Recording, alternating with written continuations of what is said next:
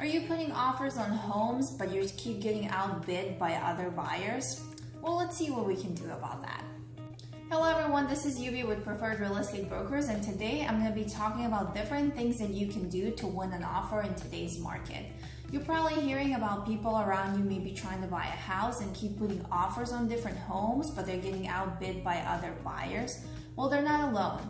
In today's market, sellers are receiving sometimes up to 70 offers on one home, and they can only accept one offer, so that means that 69 offers are being rejected. In the next couple of minutes, I'm going to be talking about different things that you can do to make your offer stand out. So stick around. The first thing that you can do is offer a higher escrow deposit. When your agent submits an offer and your offer is accepted, the seller is expecting you to pay 1% of the purchase price as escrow deposit. Seller will sometimes specify the amount that they're expecting you to pay.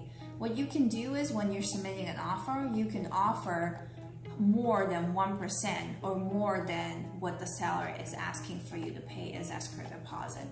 Another good way to make your offer stand out is to submit a 1% but then offer to pay additional amount after the 10-day inspection period.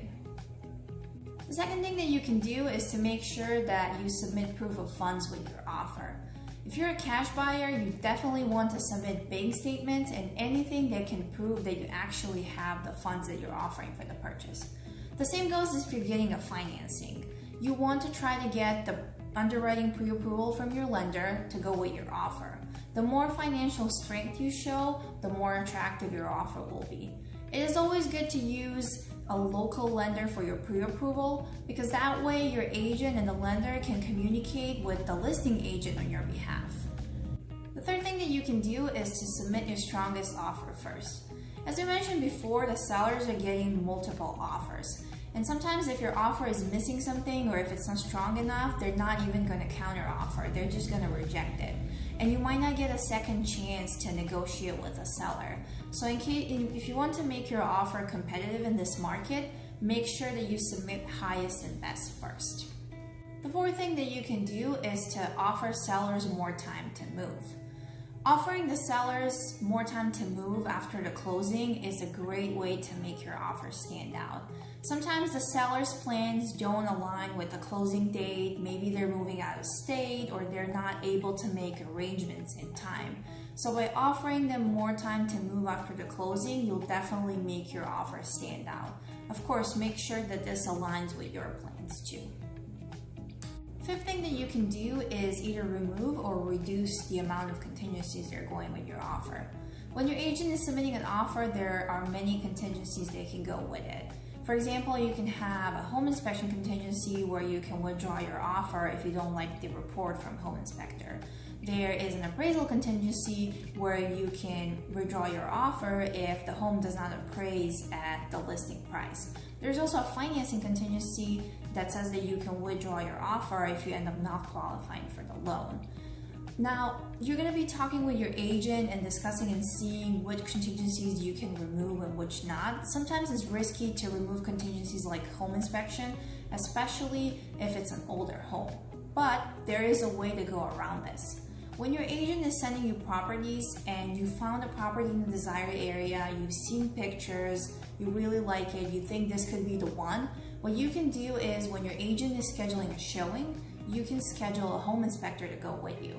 Now, the home inspector might not do like a 3 or 4 hour inspection, but they can do the quick inspection of the main points of the house and tell you the condition of it. And once again, if you like the house, your agent can submit an offer without the home inspection contingency, but you were still able to do a home inspection, and that way you're still protected. Sixth thing that you can do is try not to ask the seller to pay the closing costs or to split the closing costs with you. We're currently in the seller's market. That means the seller is getting multiple offers, and he's probably going to look at offers that are not asking from him to pay the closing costs. If we were in the buyer's market and the inventory would be high and there is not a lot of buyers, but there is a lot of sellers out there, you could be able to negotiate the closing costs. But in this market, if you're asking the seller to pay for them, you're just risking to have your offer rejected immediately. Seventh thing that you can do is submit a love letter with your offer. Love letters are the letters their buyers write to sellers, letting them know why they like their house so much and why would that house make their perfect home.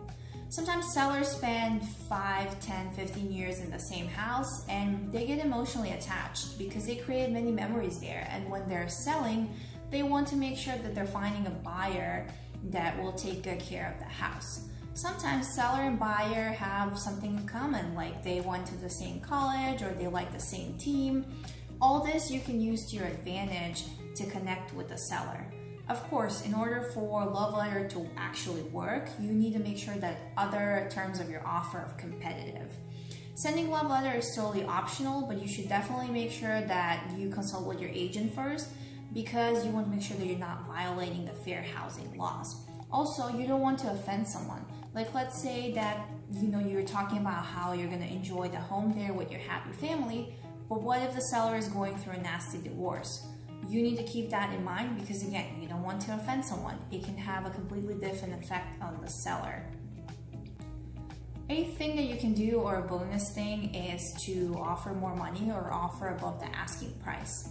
Not everyone is comfortable with this, and you should definitely consult with your agent before doing this, because even though this might make your offer more appealing to the seller, you don't want to drain all your savings on your house, because you want to enjoy your new home once you purchase it and not struggle first couple of years of home ownership. So this might not be the option for everyone, but it is an option if you're comfortable with it.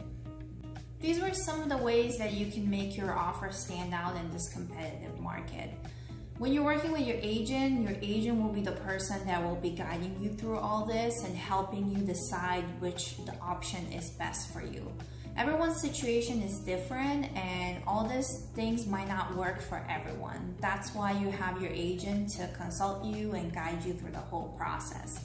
If you have any questions, please feel free to reach out to me. I'll link my contact information below, and please don't hesitate to contact me with any questions or if you'd like me to help you win your offer. Thank you so much for watching this video, and I hope to see you again in one of my next videos. Take care.